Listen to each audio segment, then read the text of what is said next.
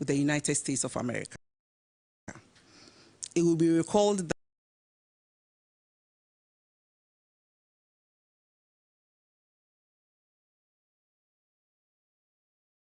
that AGWA was ending in 2020.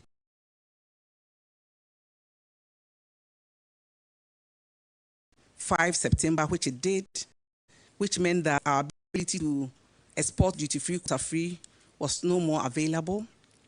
And then we were slapped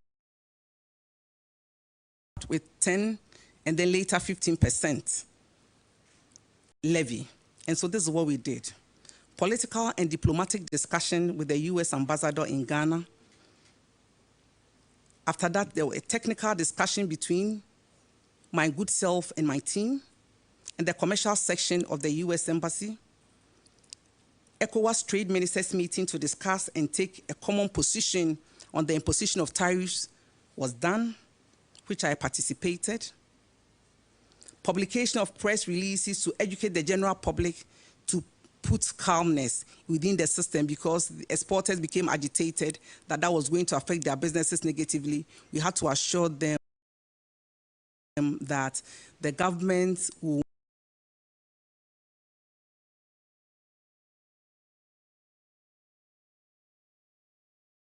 make all efforts to ensure that their businesses don't suffer, and exactly what we did. There was a forum with exporters to provide assurance on government's commitment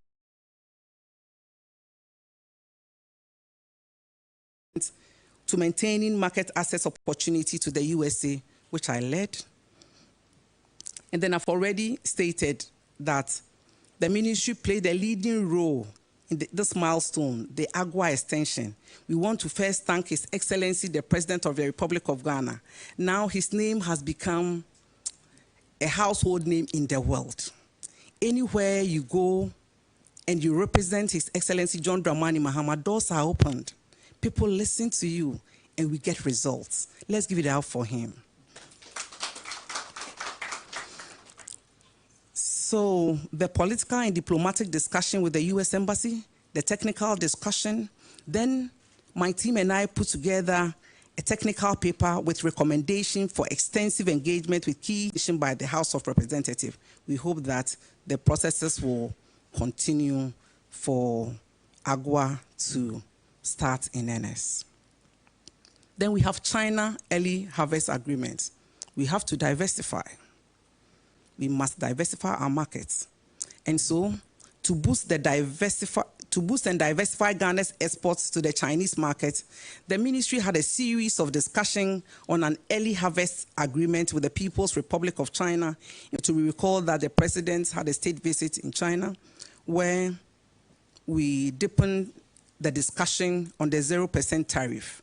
So thereafter, there was political and diplomatic discussion with the Chinese embassy in Ghana, technical discussion between the ministry and the commercial section of the Chinese embassy in Ghana and their Ministry of Commerce in China, and then preparation of technical papers with recommendation for extensive engagement with key stakeholders, including cabinet.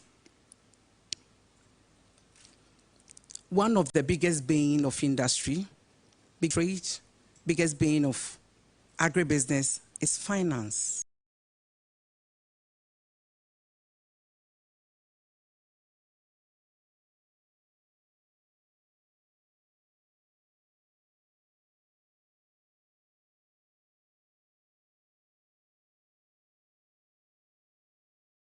It's going to inure to the benefit of the economy. You benefit from import substitution, and then our exports actually improves.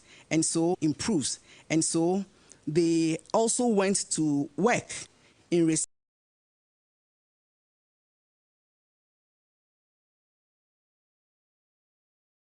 of repayment and received 107 million from loans that has not paid. Recovery efforts on legacy loans are ongoing. They've initiated legal proceedings on several of the cases, while others have been referred to appropriate security EVs, 2- and 3-wheelers, so like bicycles and tricycles. Does not include EVs, and we know that EVs is the thing the new child on the block, and so we need a policy to govern it. It is good, environmentally friendly, and it is cost effective. So we need a policy on that one to drive the EV zone. Automotive component manufacturing, there is none in West Africa. And so Ghana wants to have a policy to enable us draw people in that investment space, specialized economic zone, pharmaceutical and garment and textiles. For pharmaceuticals manufacturing, Ghana wants to be a hub of pharmaceutical manufacturing for West Africa. And so we need that policy to drive that investment. Same for textiles and garment. The government has been leading the creation of textiles and garment. I'll get there and discuss a bit more. The Ministry of Trade, Agribusiness and Industry, led by myself, was able to sign an MOU with Shenzhen New Jeco of China for the establishment of an EV assembly plant. They are in Ghana, they've acquired their land, development far advanced to start. There's also ongoing discussion with Sherry International to establish an EV assembly plant. This is also as a result of our visit to China and the things we are able to do with some of the companies. Even though I don't have it here, it is the policy of the Ministry of Trade, Agribusiness and Industry, not only to look for new investment, but also to encourage existing ones to expand. And so when the president asked me to represent him in China, I'm happy to announce that as a result of that, the Sunda Company Limited has added one line to their pad manufacturing. It was opened by the Vice President and myself recently.